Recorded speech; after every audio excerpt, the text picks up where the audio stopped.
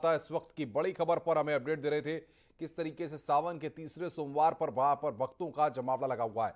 आगे बढ़ते हैं, बड़ी खबर, गंगोत्री हाईवे बंद हो गया है। नगुड़ चिन्याली सोड़ के पास लैंडस्लाइड हुआ है। लैंडस्लाइड के चलते हाईवे बंद है। हाईवे के दोनों तरफ वाहन फंसे हुए हैं। स्थानीय लोगों को नदी से पार कराया गया रास्ता। नगुड़ के पास लगातार लैंडस्लाइड जारी है। तो ये बड़ी खबर इस वक्त की, गंगोत्री हाईवे बंद हो गया है। तस्वीरें हम आपको दिखा रहे हैं किस तरीके से नगुड़ चिन्याली सोड़ के पास वहां पर लैंडस्लाइड हुआ, इसकी वजह से ये हाईवे बंद हो गया है। हाईवे के दोनों तरफ वहां पर वाहन फंसे हुए हैं। लोगों को नदी से पार कराया गया रास्ता। श्रीनगर गढ़वाल के निकट चमधार में 3 दिनों से बंद बद्रीनाथ हाईवे को आखिरकार चौथे दिन खोल दिया गया, लेकिन खतरा अभी भी बना हुआ है। दूसरी तरफ देवप्रयाग के निकट बछेली खाल में भी मलबा आने से बंद हुआ बद्रीनाथ हाईवे को आवाजाही के लिए खोल दिया गया। पीडब्ल्यूडी के लिए सबसे बड़ी मुसीबत यह है कि मशीनों से काम करना मुश्किल हो रहा है, क्योंकि चमधार में पहाड़ी से लगातार चट्टानी मलबा और बोल्डर गिर रहे हैं। फिलहाल हाईवे खुलने से गाड़ियों की आवाजाही शुरू हो गई है। फिलहाल और लेकिन इसका कोई भरोसा नहीं, 10 मिनट बाद, आधे घंटे बाद फिर मलबा आ जाए और जो है ये कब ब्लॉक हो जाए इसका पता नहीं है। हाँ, क्योंकि natural gravity regular boulder falling हो रही है, तो कब बंद हो जाए पता नहीं। चमोली के कर्णप्रयाग में डाटपुलिया के पास अचानक अनियंत्रित होकर एक बाइक दुर्घटनाग्रस्त हो गई और खाई में गिर गई, जिससे बाइक सवार की मौके पर ही मौत हो गई, जबकि दूसरा सवार गंभीर रूप से घायल हो गया। इसे स्थानीय लोगों और पुलिस की मदद से कर्णप्रयाग के अस्पताल में भर्ती कराया गया, जहां उसकी गंभीर हालत को देखते हुए हायर सेंटर रेफर कर दिया गया है।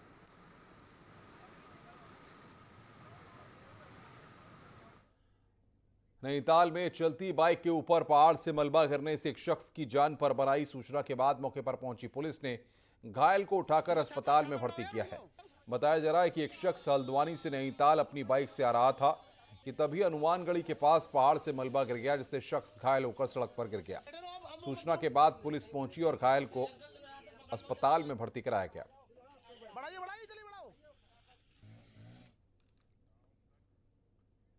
प्रदेश भर में विभिन्न क्षेत्रों में उत्कृष्ट कार्य करने वाली 22 महिलाओं को तीली रौतेली पुरस्कार से सम्मानित किया गया।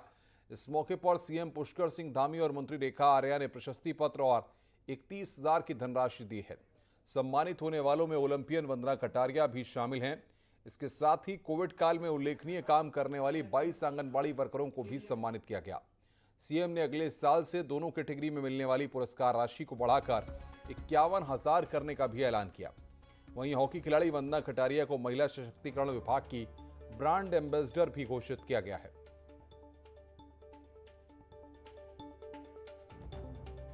विभिन्न क्षेत्रों में और कोरोना के समय में जिन बहनों ने साहसिक काम किया है, लोगों की जान बचाने का काम किया है, अन्य क्षेत्रों में काम किया है, लोगों की सहायता करने का काम किया है, उनके प्रोत्साहन के लिए 23 लोगों को तीलू रौतेली पुरस्कार से सम्मानित किया गया है। और साथ में जो आंगनबाड़ी कार्यकर्ता हैं जिन्होंने विभाग की योजनाओं को छोटे बच्चों तक पहुंचाने का काम किया है, आम जनता, सामान्य जनता तक पहुंचाने का काम किया है, गरीब बच्चों के पोषण का काम किया है, उनको भी जो है इसमें सम्मानित किया है। करीब 22 महिलाएं जो है तीलू रौतेली पुरस्कार से सम्मानित हुई हैं और 22 महिलाएं जो है वो आपके आंगनबाड़ी कार्यकर्ती के रूप में सम्मानित हुई हैं। हाँ, सरकार की तरफ से ये घोषणा थी कि उनकी 10 और 11,000 की धनराशि में वृद्धि की जाएगी। उस घोषणा को पूर्ण करते हुए आंगनबाड़ी कार्यकर्तियों को 21,000 की धनराशि और जो तीलू रौतेली पुरस्कार प्राप्त कर रही है उन्हें 31,000 की धनराशि के साथ में आज चेक वितरित किया गया। साथ साथ में उनको सम्मान के रूप में उनका सर्टिफिकेट भी उनको दिया गया है। कांग्रेस के इलेक्शन कमेटी के चेयरमैन हरीश रावत ने राज्यसभा में उत्तराखंड से जुड़े मसले उठाने के लिए सांसद अनिल बलूनी की तारीफ की है। हरीश रावत ने कहा कि मैंने सांसद रहते हुए रिकॉर्ड नंबर पर लोकसभा में प्रश्न उठा डाले, इससे उत्तराखंड को कुछ न कुछ मिला है। आज अनिल बलूनी भी ऐसा ही प्रयास कर रहे हैं, तो हमें उनका मनोबल बढ़ाना चाहिए। हरीश रावत का कहना है कि उम्र के इस पड़ाव पर केवल किसी का विरोधी मान सकते हैं, जो उसके गुण हैं उसकी प्रशंसा करना भी मेरा कर्तव्य है। हरीश रावत ने कहा कि अन्य सांसदों को भी अनिल बलूनी की तरह प्रयास करना चाहिए।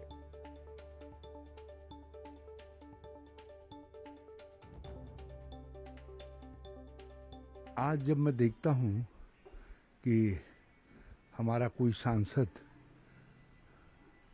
चाहे वो किसी पार्टी का हो, उत्तराखंड के लिए कुछ कर पा रहा है, कुछ प्रश्न डाल रहा है, कोई बात कर रहा है, तो हमें उसका उत्साह बढ़ाना चाहिए, क्योंकि उम्र के इस पड़ाव में मैं केवल किसी को अपना विरोधी नहीं मान सकता। जो उसके गुण हैं, उन गुणों को शाबाशी देना भी मेरा कर्तव्य है। हरीश